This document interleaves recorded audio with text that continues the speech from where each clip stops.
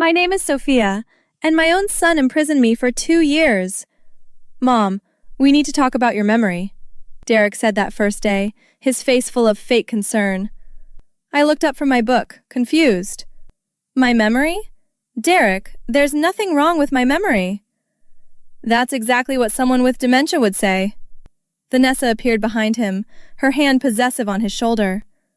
We're worried about you, Sophia. I'd never liked my son's mistress. She'd convinced him to leave his wife of 15 years, and now she had her claws deep in my family. I don't have dementia, I said firmly. I'm 62 years old and perfectly healthy. Derek exchanged a look with Vanessa. You forgot Rachel's birthday last month. No, I didn't. I called her on the 15th, just like always. See? Vanessa said softly. She doesn't even remember that Rachel's birthday is the 16th. My blood went cold. I've celebrated my daughter's birthday on the 15th for 34 years. Don't you dare gaslight me. But they did. For 6 months, they systematically made me doubt everything. Mom, you asked me this question yesterday, Derek would say when I hadn't. Sophia, you're wearing your shirt inside out, Vanessa would mention in front of others, though it was perfectly fine. We found the stove on again, Derek announced to my book club, humiliating me. I started second-guessing myself. Maybe I was losing it. Then came the doctor's appointment that changed everything. Mrs. Morrison, your son tells me you've been experiencing significant memory loss, Dr. Patterson said. I haven't, I protested. This is all Derek and Vanessa's doing. The doctor made a note. Paranoid delusions are common with early-onset dementia. I'm not delusional. Mom, please, Derek said, his voice breaking. We just want you safe. Within a week, I was in Riverside Memory Care Facility.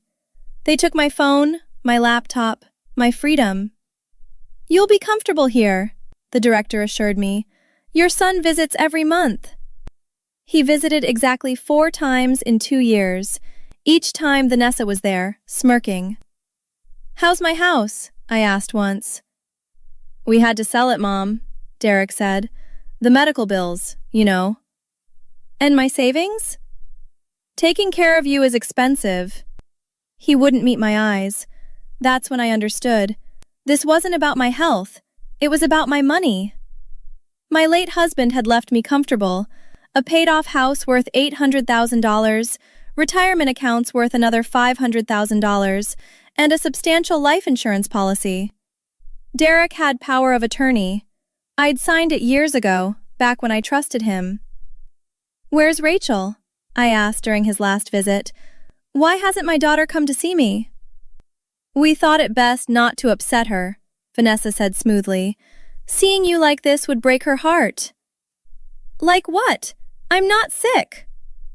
Mom, please don't get agitated, Derek said. It's not good for you.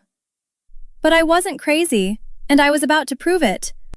My salvation came from an unexpected source. Sophia, you seem pretty sharp to me, Nurse Jennifer said one day, watching me complete a crossword puzzle. Tell that to my son, I muttered. I've worked in memory care for 15 years, she continued, lowering her voice.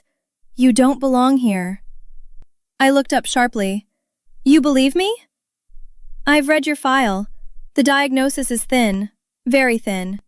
She glanced around. And I noticed your son hasn't updated your emergency contacts. Your daughter Rachel is still listed. My heart raced. Can you call her? I could lose my job. Please, I begged. I haven't spoken to her in 2 years. Jennifer hesitated, then nodded. One call. That's all I can risk. Rachel answered on the second ring. Hello? Rachel, it's me, I said, my voice breaking. Mom? Mom? Oh my God, where are you? Derek said you were in Europe, that you needed space. I'm in Riverside Memory Care Facility in Oregon. He locked me here, Rachel. He told them I have dementia. I'm coming right now. Don't you dare hang up. Jennifer took the phone. Ms. Morrison, your mother is being held under a questionable diagnosis. You might want to bring a lawyer. 3 hours later, Rachel burst through the doors with Attorney Williams. I'm removing my client from this facility immediately, Williams announced. She was admitted under false pretenses. The director tried to protest. Mr. Morrison has legal guardianship. Which we're challenging, Rachel interrupted. My mother is completely lucid. Rachel, honey, I said, hugging her tight. I've missed you so much. Derek told me you didn't want to see me, she sobbed. He said you blamed me for Dad's death. I never said that. I would never. I know, Mom. I know now. Attorney Williams pulled out her phone. I'm calling Detective Harris. What your brother did constitutes false imprisonment and elder abuse. Over the next week, we built our case. These medical records are garbage, Dr. Anderson, a neurologist Rachel hired, said.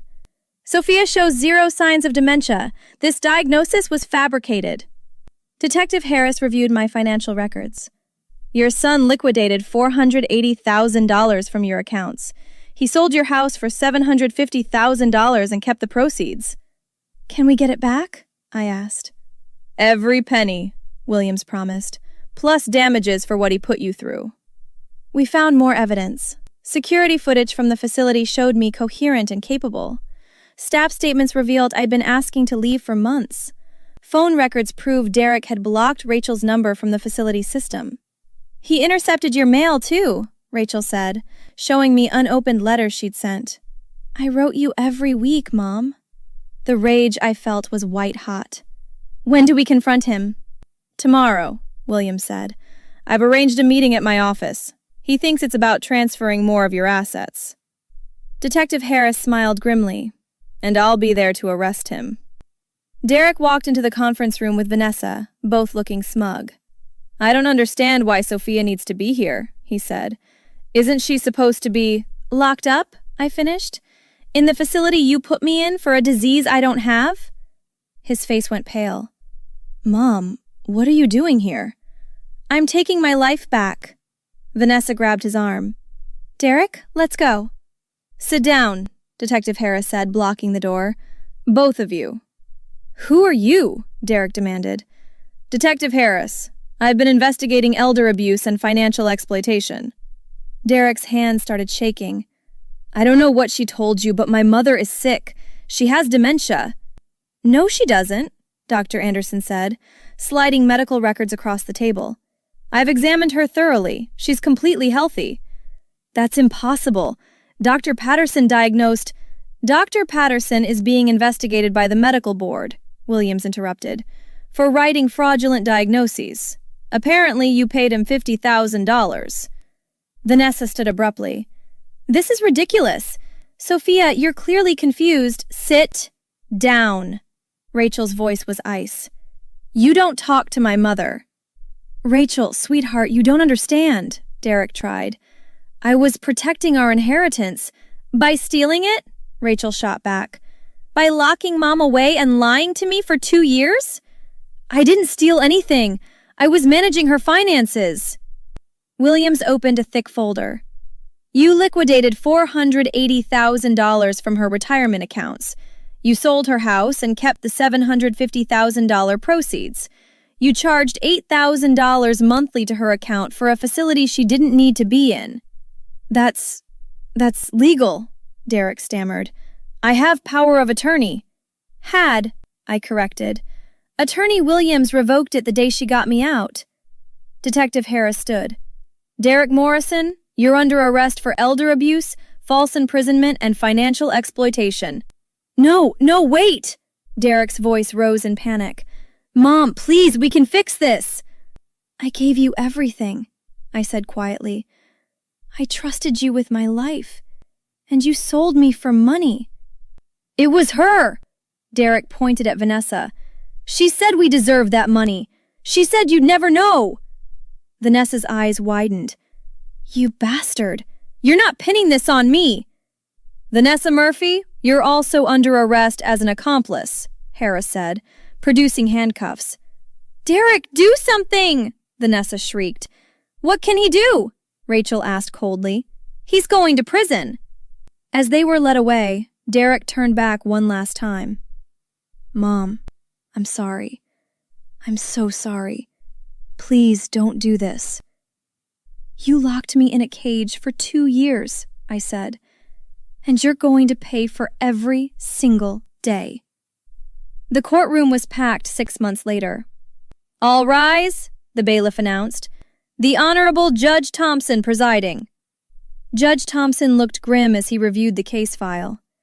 "Mr. Morrison, you've been found guilty of elder abuse in the 1st degree, false imprisonment, and financial exploitation of a vulnerable adult. Ms. Murphy, you've been found guilty as an accomplice to these crimes." Derek's lawyer stood.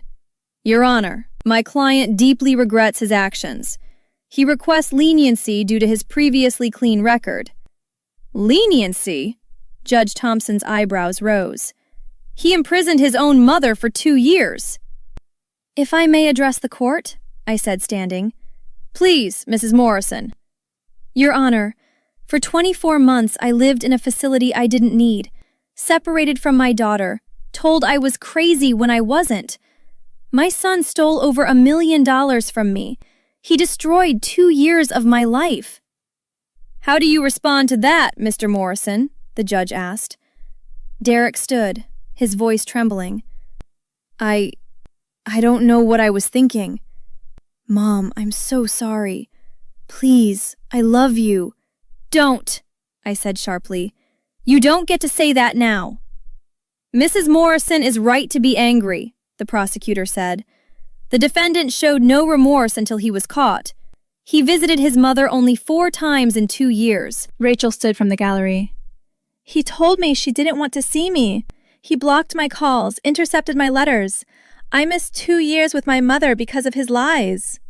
"Your Honor, my client has already repaid the stolen funds," Derek's lawyer tried. "Because the court ordered it," Judge Thompson interrupted.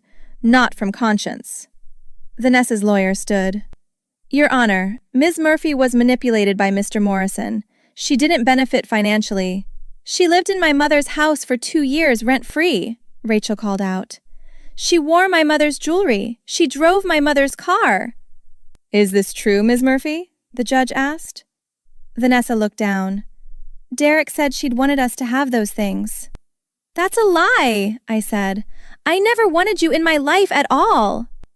"Mrs. Morrison, please," the judge said gently. "I understand your anger." Detective Harris stood to testify.